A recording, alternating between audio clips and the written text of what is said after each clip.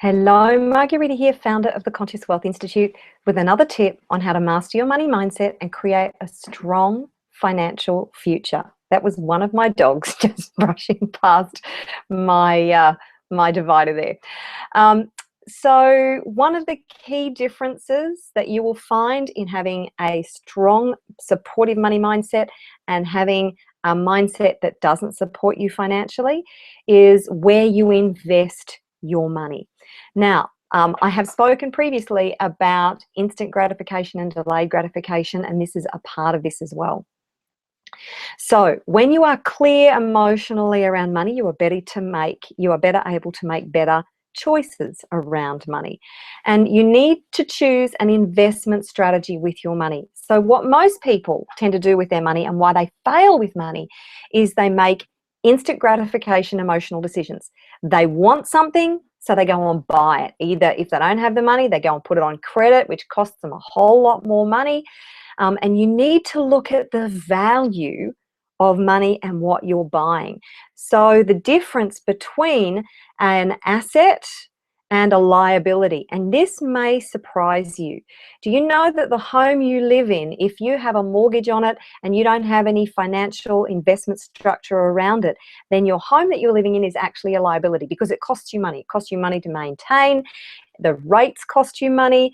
There's all sorts of other things around, obviously, your mortgage and the interest that you're paying on your house.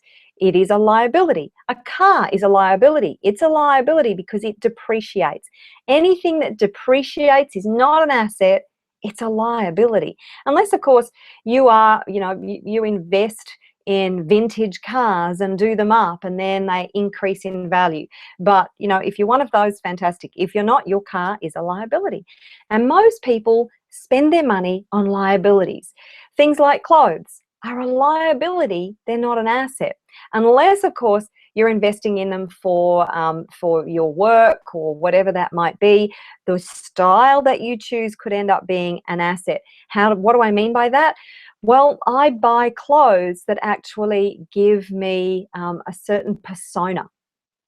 And because I'm a speaker, it's actually an essential part of my business and my profile.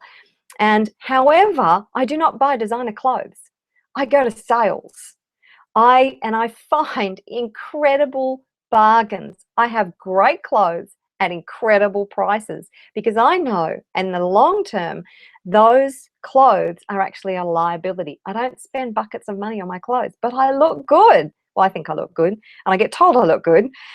So things like that are all liabilities. But most people, they get rid of their money as soon as it comes in because it makes them feel good in the short term. However, wealthy people look at the long-term impact on where they're spending their money. Now, if you take somebody like Warren Buffett, he has got this down to a fine art, to the point where he doesn't drive an old bomb. I actually don't know exactly what he drives, but I do know of a story that when he was talking to his friends were encouraging him to go and buy a brand new flash car. Now, Warren Buffett is one of the most wealthy people in the world. He's a multi-billionaire many times over. But he said he just couldn't bring himself to buy that new car because he knew and understood that whatever he spent on that brand new car with all the flash gizmos and gadgets would not just cost him the price of the car. And I'm not talking about if he got a loan out.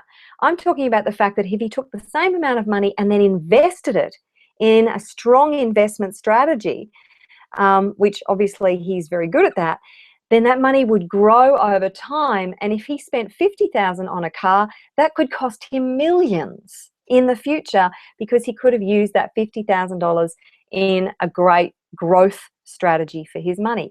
So you need to look at where you're spending your money and how you can invest some of that money you're spending in a growth strategy rather than spending it on liabilities.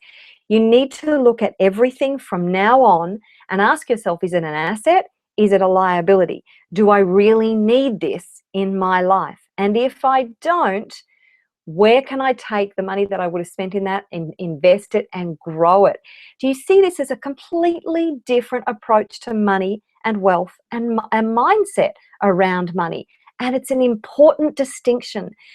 If you want to have wealth and financial freedom in your life, you really need to take these kind of differences on board and be a wealthy person, because you need to be a wealthy person before you have great wealth in your life. And these tips that I give you, these are the way that you can be a wealthy person. So that's my wealth growth strategy for you today, my money mindset strategy.